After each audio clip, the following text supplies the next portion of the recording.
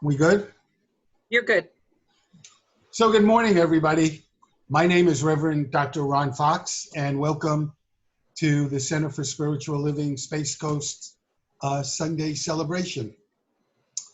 This morning, we're going to do something very different than what we normally do.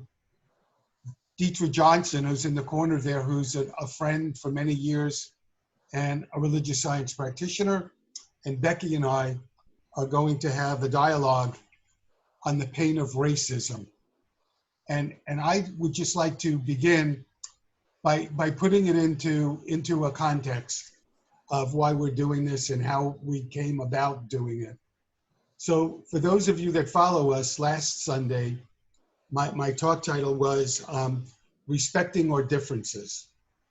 And I did that talk because the prior week, there were a number of articles in various newspapers, including the Washington Post, about how Asians were being treated because of the people's feelings around the virus. There were people being spat on and sworn at and even beaten.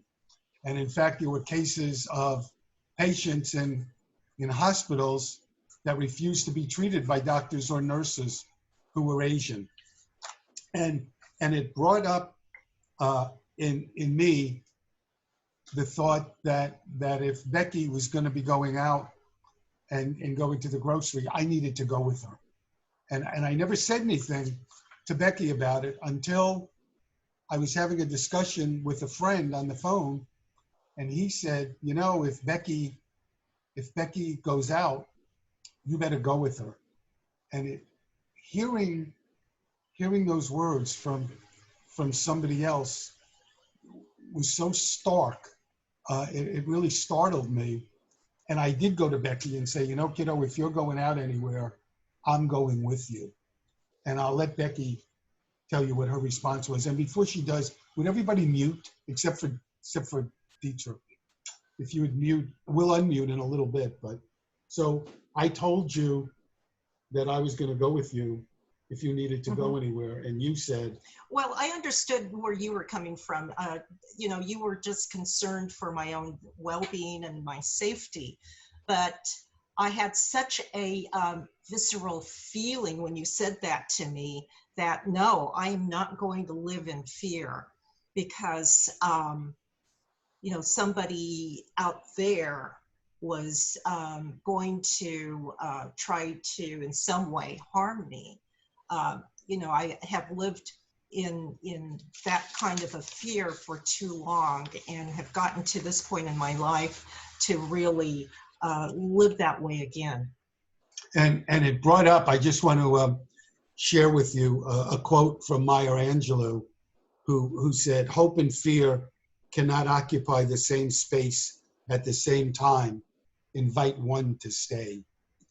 And so then moving on, and then we all saw the George Floyd video where this man was murdered right in front of everybody's eyes. And what that brought up for the both of us was, I wanted to speak on that this Sunday, but I wasn't sure what to say. I wanted to come at it from a spiritual context.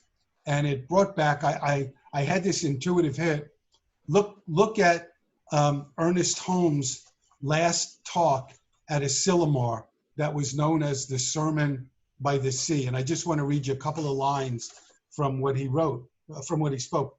He said, our religion is not something to be lived merely here at Asilomar, as much inspiration as we receive from it, but rather to take that consciousness which we have arrived at here back with us into whatever activities we may be engaged in. And he said, going on, Emerson said that it is very easy for us to maintain a spiritual equilibrium in solitude, but the great man is he who in the midst of crowds shall keep the sweetness, the independence of his solitude. And so it said to me again, how do we approach this in a spiritual way? And to be honest, Becky and I were a little stuck. So what we said was, let's take a personal time out here. And Beck went into her office and we were going to just think about it on our own and then get back together. And what I did, I went on Facebook. And when I went on Facebook, Dietra and I, as I said, have been friends for probably 20 years. And we're Facebook friends. And I saw a posting that Dietra wrote. And this is the posting. It said, I am the mother of an African-American male. My son matters. And it had a heart. And I just started to cry when I saw that. It's so beautiful and simple. It just broke me open. And I said to Becky, I think I know what we can do. And I called up Dietra and I said, how about if you, Becky, and I did a discussion, a dialogue on the pain of racism? And that's how this morning came about. And so I'd like to turn it over to Dietra and ask her to talk about why she wrote why you wrote that posting, and also she wrote a really beautiful prayer. If you would do that. Absolutely, thank you, Ron. I the posting came from the fact that later, one of the last things that, Could you speak up a little? You're a little low. okay, one of the last things that Mr. Floyd was able to breathe is he called forth mama. And when he called forth mama in his dying moment, that touched my heart and made me cry. And as a result of that is when I made the posting. And being a spiritual practitioner, knowing that when I am feeling angry and sad, the first thing I have to do is pray. So I wrote this prayer from that place of sadness as well as anger. So I would like for you to join with me in this prayer. I breathe into this now moment, acknowledging the Creator, acknowledging that God is the absolute. Create in me a new heart. Create a new heart in the hearts of men. We are all God's creation. Lift the heaviness from the earth. Lift the heaviness from my heart. I release my hurt, my pain from the belly of this earth. I release the ache of separateness, superiority. I release the fear of men unlike me. May the hearts of humanity unite. May your expression of faith, God's expression of faith, my expression of faith, hope, and love. Thank you for the revolution and the action of men to see and to be the action of love. Right here and right now, I allow this truth to be my truth, and so it is. Amen. So that is what I found to be important for me to move through this. And so when Reverend Ron called me, he shared, his sadness for what was going on.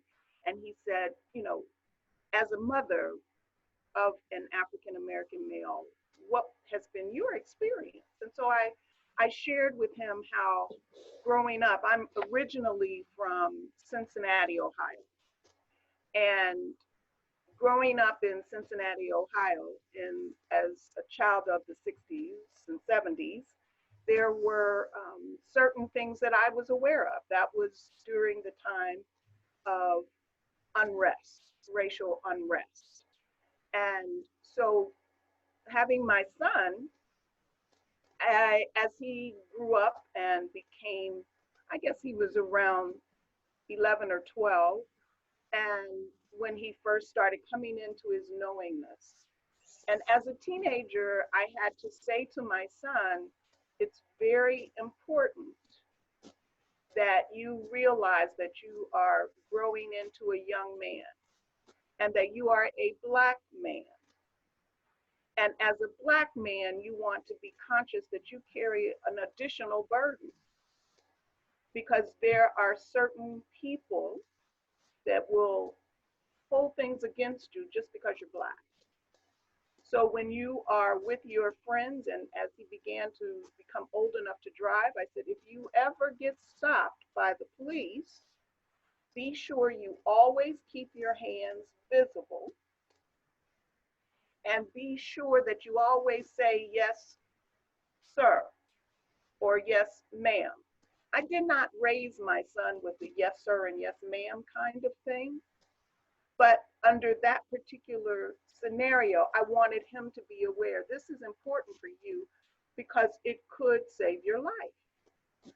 Showing respect is important. I know that you are a respectful human being, but it is important that you acknowledge that just because you're Black, there are certain things that people believe. There's a belief system about being Black. And that comes from when, even as I was growing up, my mother said, when you walk into a room, you're not just a woman, you're a Black woman. So whatever people have grown up to believe about Black people, you're carrying that. And so I pass that along to my son, be it right or be it wrong. It is what I felt was important for me to do, being a Black woman and raising a Black son.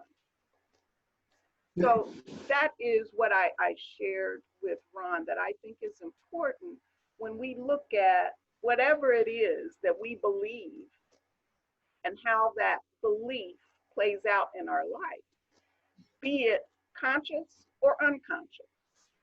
And I think that that is really one of the major points that I wanted to bring to share my experience. I have many that I could share, but but just relating it back to this particular scenario with what's happening today. You know, one of the things I thought about when you said that to me, and every single Black person I know, adult, has had that conversation with their sons. And I thought how, you know, as a white guy with 3 kids, 2 sons, I never had to really have that conversation. I never had to worry that if they mouthed off to a cop, they were going to get shot. Or just walking down the street, you know, being a white kid, they were gonna get shot. It's a whole different way of parenting, actually. And I did tell you about the one time one of my sons, one of the sheriffs in San Clemente didn't like his haircut, and called me up and told me what a rotten parent I was because I let him have the haircut he had. He had a modified mohawk, and my son did mouth off to him, and this sheriff told me, now your kid's a marked man with the sheriffs in San Clemente, and it did really scare the heck out of me, but it was a very different situation than you would have. So one of the other things that we talked about was and we really didn't plan exactly what we're going to do, but we did have some topics, was how prejudice is learned. And I pulled up the other day on Google lyrics from a song from South Pacific I want to share with you, and then I'll tell you a story about my son, and Deetra can take it a little deeper. But there's a song in South Pacific, and some of the lyrics go, you've got to be taught to hate and fear. You've got to be taught before it's too late, before you are 6 or 7 or 8, to hate all the people your relatives hate. You've got to be carefully taught.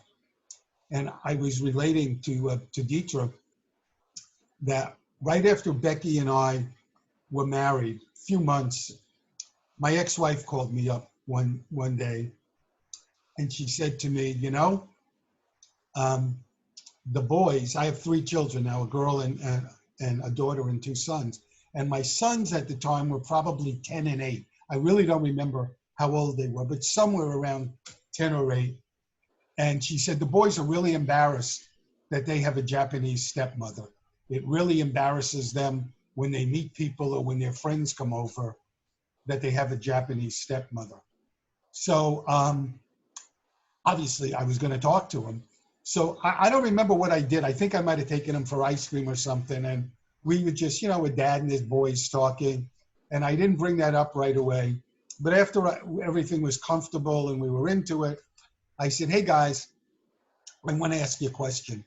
Your mom mentioned to me that you were embarrassed having a Japanese stepmom. And I thought we could talk about that. Are you guys embarrassed that you know, when your friends come over, you have a Japanese stepmom? And my young son, who was like 8, he said, hey, Dad, can I ask you a question? And I said, sure, Scott, what? And he said, Dad, what's a Japanese? He had no idea. You know, Becky was his stepmom.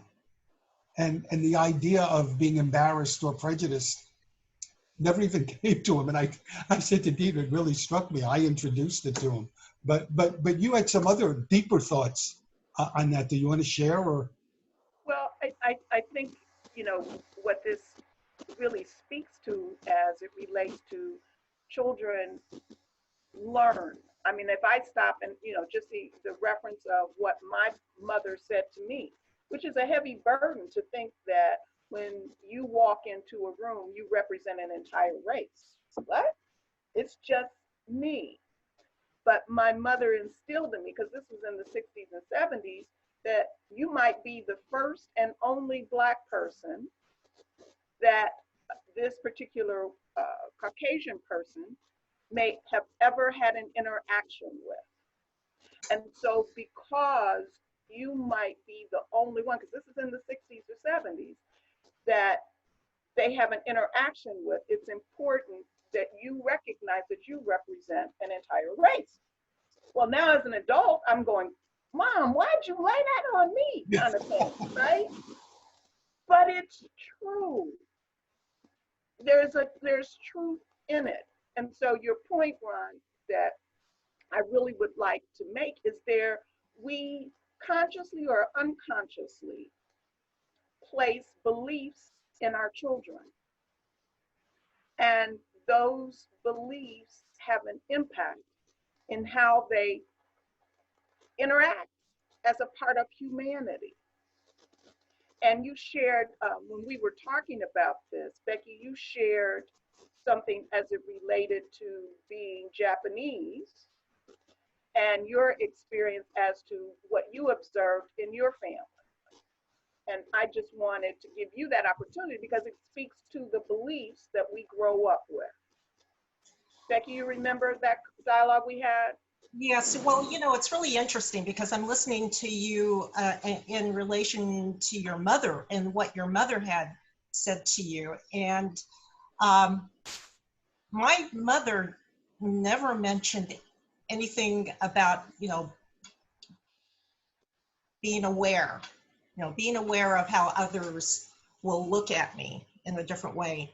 And I was thinking about this. I mean, even as I was in grade school, I never really had any kind of prejudice. I didn't really experience that until I got into junior high school as a tweener. But when I thought about it, you know, my mother came from a very large family, and her parents, my grandparents, named all of her siblings very American names, you know, Mary, Alice, Martha, Tom, Frank. I mean, and they also had their Japanese names, and it wouldn't be, you know, they wouldn't really use the Japanese names unless we were with one another. I very seldom heard, you know, anybody call each other by their Japanese names unless we're at some kind of a family gathering, you know, and my mother used to call me, you know, my middle name is Ray, but I noticed that when I was little, that sometimes she would call me Reiko. And I didn't really want that. You know, I really didn't want to be identified with a Japanese name. I was embarrassed. I was embarrassed. And some of the racism and self-esteem that I remember as a little girl, I just did not want to be identified as an Asian American, you know,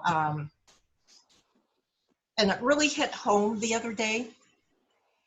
There was, and I want to read this quote because it really struck me as being so true to how I felt.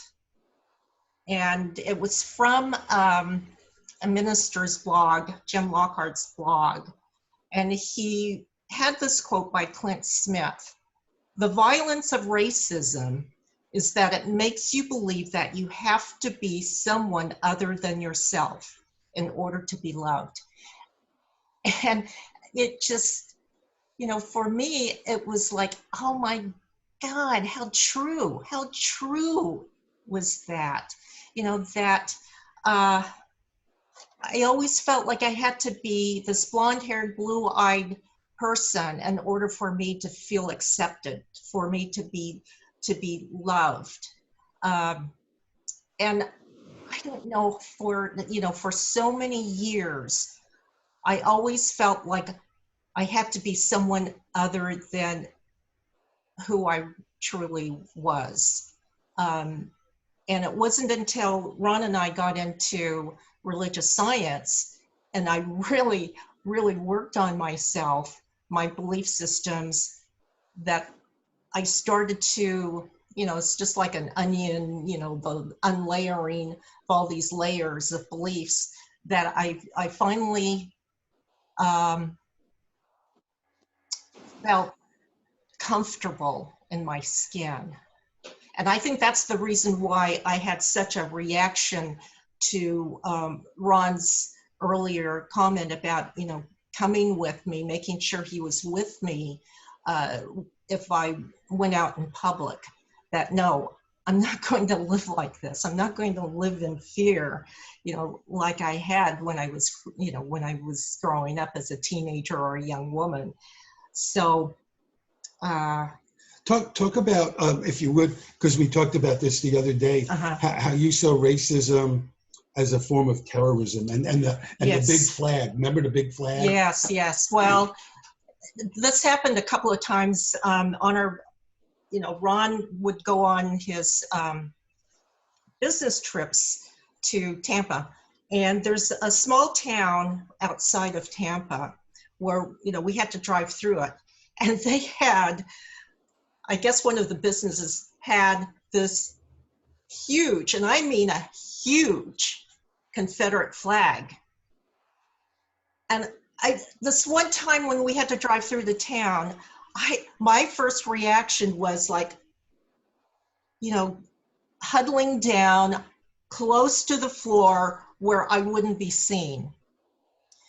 So picture, if I could, I'm driving and all of a sudden she's got her head between her legs and I didn't know if she was sick or what. I said, no, I'm just, you know, I don't want to be seen. I don't want to be seen, you know, whoever these folks who live in this town and they have this huge Confederate flag, you know, I'm not sure what they're going to be doing. And so that was, and it was so funny because it was like this reaction from way back when that I did this. And, you know, when I was thinking about it the other day, about how we usually view terrorists and terrorism, we think about foreigners. We don't ever think about domestic terrorists who provoke this violence, whether it's verbal violence, whether it's spitting, whether it's physical violence against another group of people. And I thought, yes, you know, there is racial terrorism happening. Mm. So, and it's, I think this might be, I found a quote that I think is really relevant to why racism is unfortunately is a part of the American story, and it is in the underbelly of separateness and superiority. And this quote that I found, I think really hits home. And I really just want, if you would just join with me, close your eyes for a moment while I read this quote. A person experiences life as something separated from the rest, a kind of optical delusion of consciousness. Our task must be to free ourselves from this self-imposed prison and through compassion to find the reality of oneness. Just breathe that in for a minute. That quote is from Albert Einstein. And I think that the whole idea for us as a spiritual community is to, first of all, be aware and be conscious of our own thoughts and our own beingness and how we interact. Because we all know, if you're taking any class, you know that the first step is awareness, right? Being aware of what your thoughts and what your beliefs are, understanding where those thoughts and those beliefs came from. So now for us as individuals, spiritual beings on this path, walking in this light, being that presence of God, that we are called for such a time as this. And being called for such a time as this, it from my perspective, really is a call for us to, first of all, do some introspection to understand your own individual biases, because we all have them. And so admitting that I have those kinds of biases and where those biases came from. I know that a lot of mine came from what I was told growing up, and some are based on my own personal experiences. But as I evolve spiritually, I think it becomes important for me to recognize, okay, if I truly believe that we are all one, if I truly believe that, then it is important for me as a human to truly do some self-reflection and ask myself, what is mine to do? And it's going to look different for everyone because we are all individuals. And one of the things that I wanted to make sure that I was able to speak in this room today is that as a spiritual being, having this human experience and being a Caucasian, now is the time for action. We as human beings need to unite for humanity's sake. In the Bible, it says faith without works is dead. And it is an obligation from my perspective to make a difference on this planet, no matter what it looks like. I have chosen to be a spiritual practitioner and be able to make a difference in people's lives, to know that they are God, that we are God. So, as knowing this, my prayer and my hope is that we each identify individually what is mine to do. And it can be something as simple, and I wrote down some things. It could be something as simple as identifying and writing a letter to your local official, expressing the discomfort with the inhumane laws or the inhumane actions. That's simple. Everybody can write a letter. Collaborate with some of your other Caucasian friends to educate and to be that light in a room.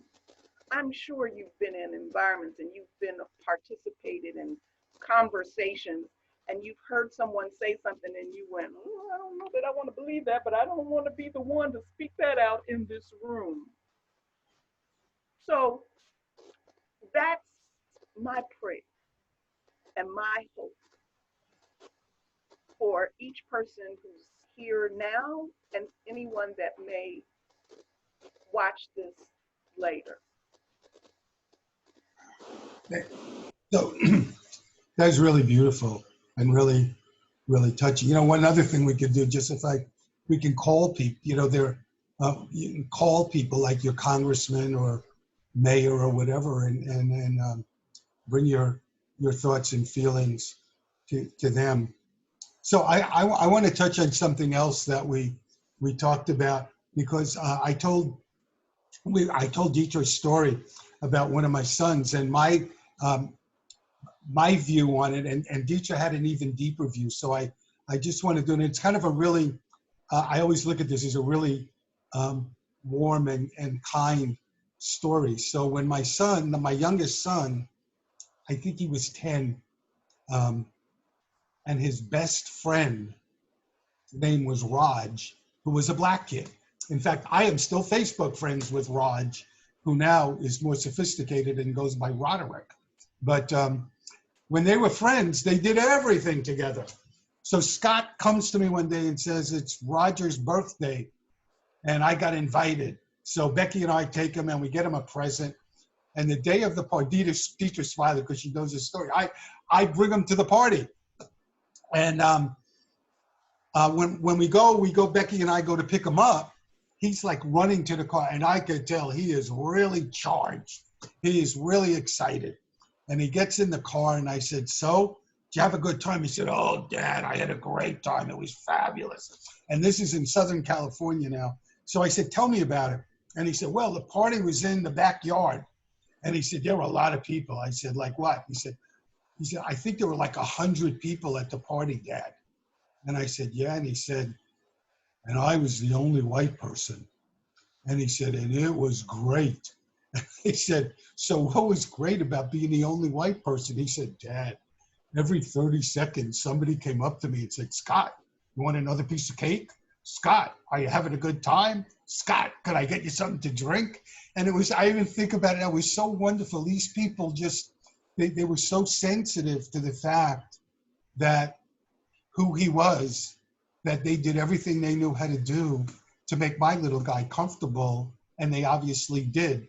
And when I told you that story, Dietrich, you had an even deeper take on it that maybe you could share.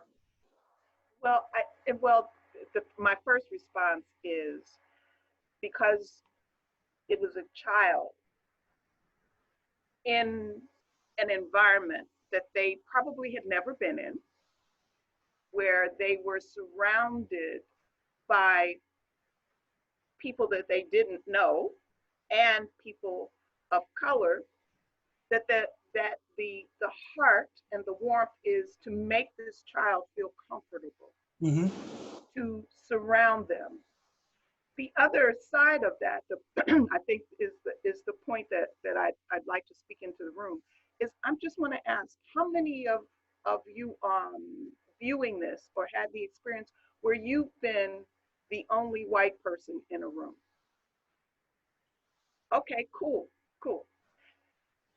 But that's a thought I want to bring into the room because it's happened to me on multiple occasions. But what feeling, if you don't have, and I'm not looking for an answer, but I want you to stop and think about what that feels like to be the only person of your particular race in a room. Now let's shift that. You're in a room full of people that do not necessarily believe what you believe, do not necessarily share your views, which may be liberal because you are a liberal minded person. That presents an opportunity to be the light in the most comfortable way that you possibly can. To just share something, a simple statement of, I view that a little differently, or I feel differently about it, using the I statements, just to speak that difference into the room. And it's interesting because another CSL minister had this quote, and I was sharing that this quote I think is very appropriate for what we're just talking about. And the quote goes is, you don't need to shine your light when you're in a room full of others that are shining their light. You need to shine your light in darkness. And that, I can't take credit, that's a David Alexander quote. But it speaks to how when you are the only one, our tendency is to withdraw and not speak our different perspective. And so I think that what you shared, Ron, speaks to that. And that's when he said I took it to another level, is because I really wanted to share that thought, is because that's what becomes the change maker. No, that is something that is mine to do. it's also, I thought about this a lot, and I thought about it, another instance I'm going to talk about with Beck, and I didn't tell you this, so it's interesting. I wonder if you'll remember it. But it's something I think most white people never think about. I don't think about when I go into a room, am I going to be the only white person, because I almost never am. I had that experience for a whole summer once where I worked somewhere, but it's just not something, I don't think in our consciousness. And when Becky and I lived in Southern California, we went to some kind of a show. I do not remember what it was. It was in Newport Beach, and there were like 400 or 500 people. It was in an auditorium. And after the intermission, when the lights went on and we walked around, and got a drink or something, when we sat down, Becky leaned over and whispered in my ear, "Look around. I am the only non-white person in this entire auditorium." Do you remember that? And what struck me about it was something I would not have noticed, and I would never have thought about. Yeah, I think Do you remember? it was one of the first. Was it the Louisiana? Was that the Zydeco. Zydeco, and it was early on when they came to Orange County, and I do remember that. I remember that it was like all of these mostly all white faces, and yeah, it was really interesting. Years later, when we went to see them again, the demographics were very different. Really different. Yeah. Really different. So I thought now we could maybe take a turn and open up if you want, if anybody has any comments or anything. I have two ways I'd like to end this, but before we do, if anybody would like to unmute, and if you'd raise your hand just so we don't speak over one another, if anybody would like to share or ask a question of us or whatever, we're open. And I see Jude unmuted, so I'm going to assume you wanted to say something, Jude. I do. I am not usually a television watcher, but since we've been in quarantine, I've watched more television, and I have been actually thrilled with the commercials because most all of the commercials are interracial and they're gender differences, and it's become the new norm. And I'm sure there's some people who are deeply prejudiced in all of those directions, whose hair is probably still standing on end. But I think that this presents itself as a new norm. We're very, very far from getting over prejudice, because I think everyone has their pet prejudice, whether it's racial or a certain something. But I was delighted to see the commercials. So I applaud that. We have an awfully long way to go. I felt that when Obama was elected, that we had taken some giant steps. And I think that at the present time, we walked backward pretty far. So I, every morning, send love out and hope that it reaches somewhere. So thank you for this message. It is beautiful. And many times, because of my spiritual work, I have been the only white person in a group.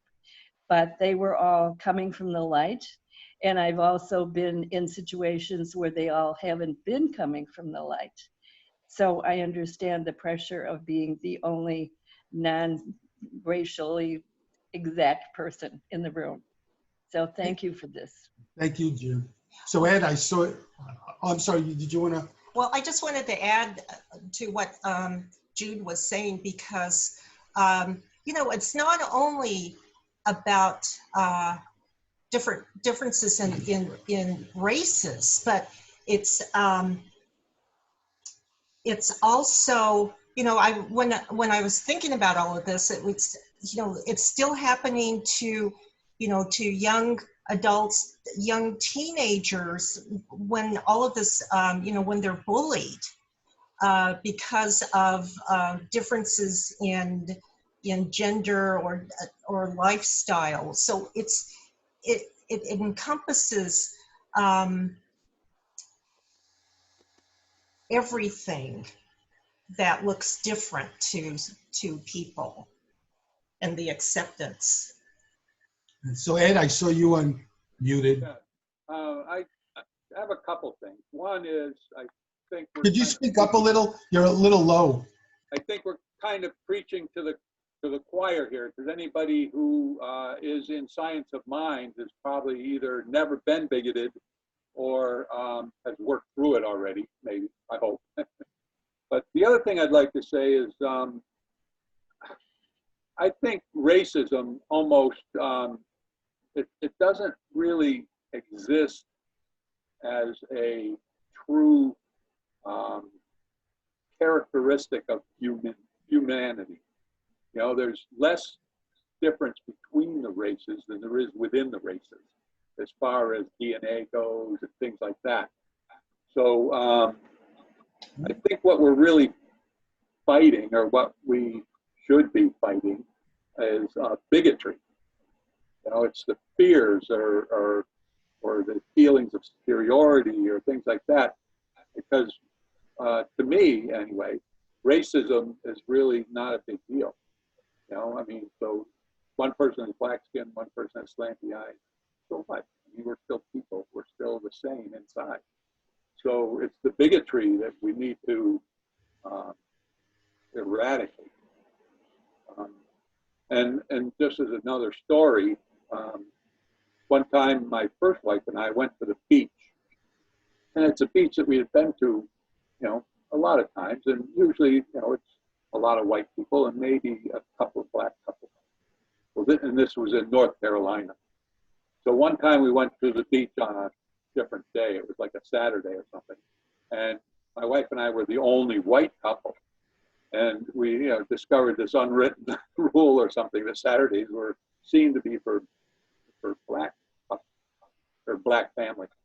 So we were the only white people people on the beach, and I was a little uncomfortable, and I hated that feeling. But at the same time, hated the fact that blacks would have that feeling most of the time. You know, that it was a unique experience for me, but it wasn't for them, and I didn't like that either. Another time, my wife and I were invited to a party by one of Barbara's coworkers, who was Jamaican, and we were the only white people at that party. And I was, you know, I could see that there was some separation in there until I invited one of the Jamaican ladies to dance. And once I did that, that sort of broke the ice, and we all had a great time. Thank you for sharing that story, Ed. And I appreciate the fact that of your honesty in your discomfort initially. The other thing I would like to share a different perspective from what you said, that you think that it's more bigotry than racism. And from my perspective, bigotry is an individual who has views that about a particular person and or a particular race. Racism is systematic. And I want to separate our discussion is the pain of racism, that as individuals, we all play a part in addressing things that are bigots, you know, our leniencies, but it's bigger than just bigotry. And that's what I really wanted to share with you. From my perspective, the systems have been put in place. I agree. So because the systems that are in place perpetuate the bigotry. And so I just wanted to throw that thought, that idea into the room, because it is so much bigger than just our individual bigotry. So thank you, Ed, for Yeah. your honesty. Well, thank you. That was very insightful. Thank you. Yeah, thank you. Before we close out, anybody else want to? Oh, let Craig go. Go ahead. You've had a lot of turns. Go ahead, Craig. I'm in a particular quandary as to how much to say or what to say. I mean, obviously racism is more recognizable because, I mean, I'm also in a minority, but I don't have it tattooed on the front of my forehead. So it's not witnessed from afar. So I don't have to worry about my race. On the other hand, I'm in a definite minority that is systematically prejudiced against. I mean, like, and as far as being the light, when you've got a group of people talking about an issue, and there's been many times when I've taken a new job and, you know, I'm around the water fountain with all the new guys and everything, and they start queer bashing. Well, I could say something, I want to say something, but I know that if I do, I'll most likely get fired. Not only would I not only get fired, but, you know, you have a certain camaraderie in the workplace where you rely on other people's information and stuff so that you can do your job. So I always have to hide that. As far as being the only white person in a room, rarely. I think usually, of course, I'd have Steve with me, so I'm not the only white person. But I'm very frequently, as far as I know, the only gay person in a room. As far as I know, I'm the only gay person in our church. So I always have that certain separateness, otherness that I have to deal with.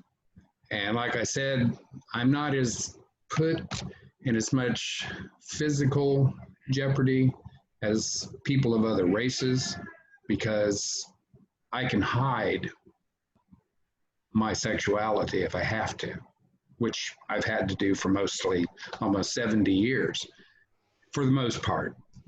At this point, I don't care anymore. But, but I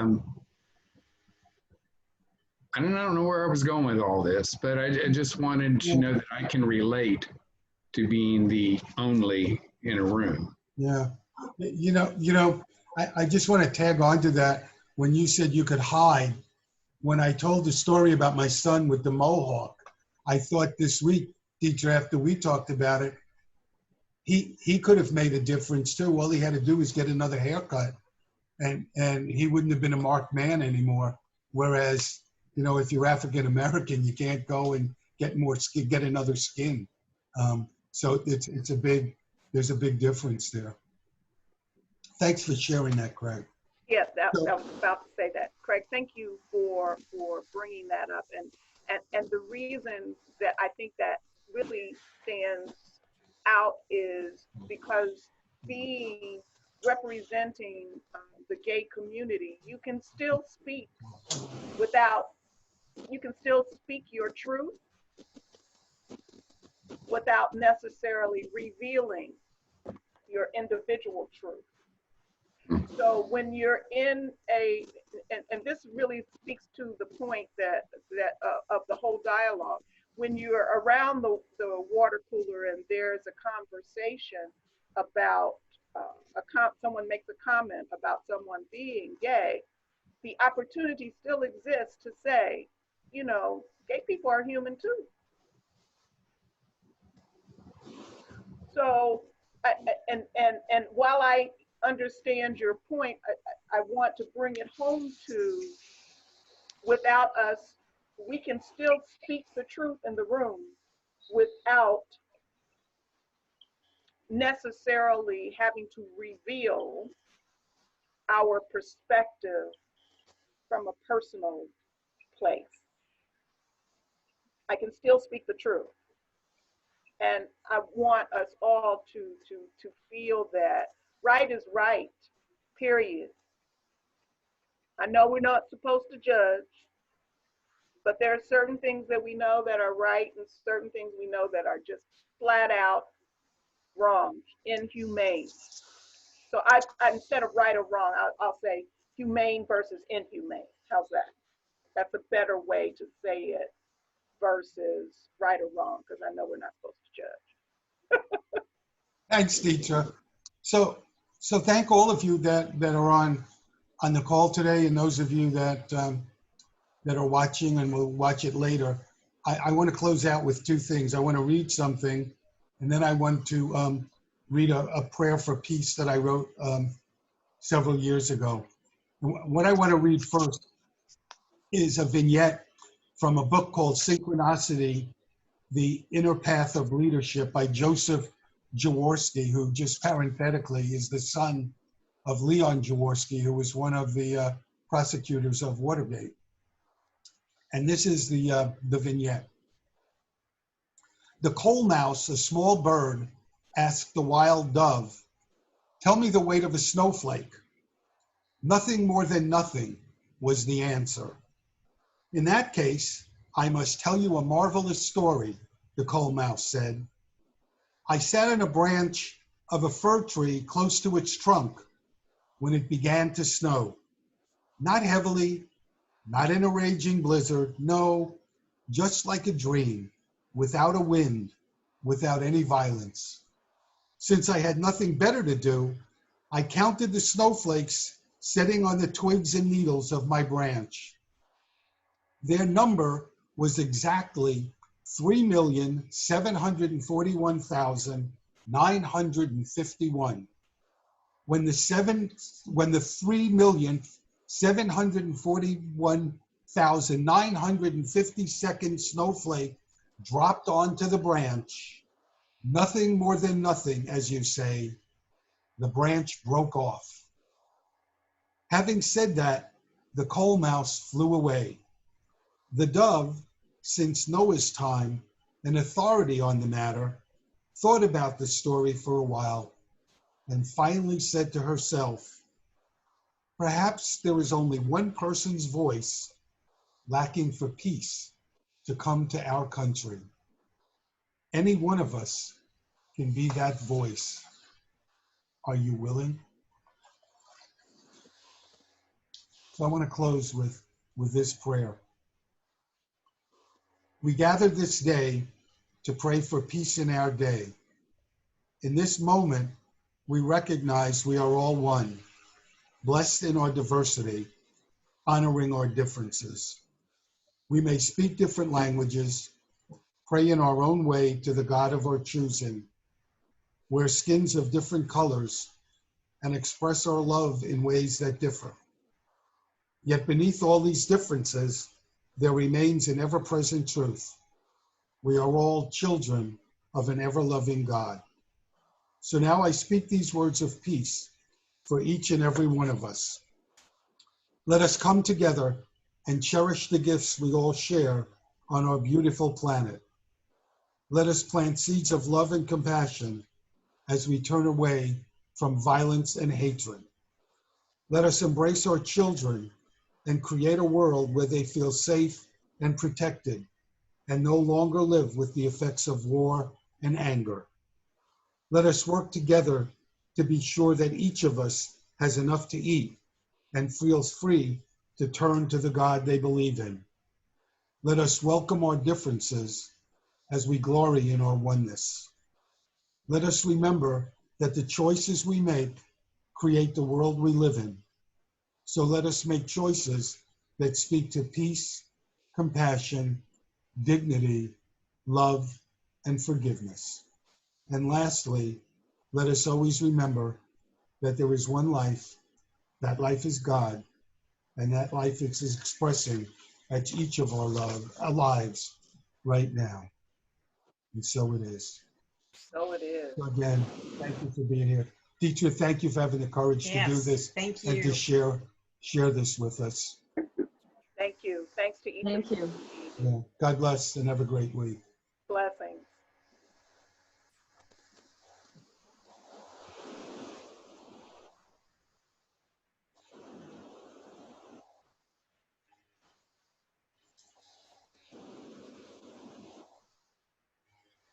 I Becky, don't know how you hang up. Becky, you want to stop the recording?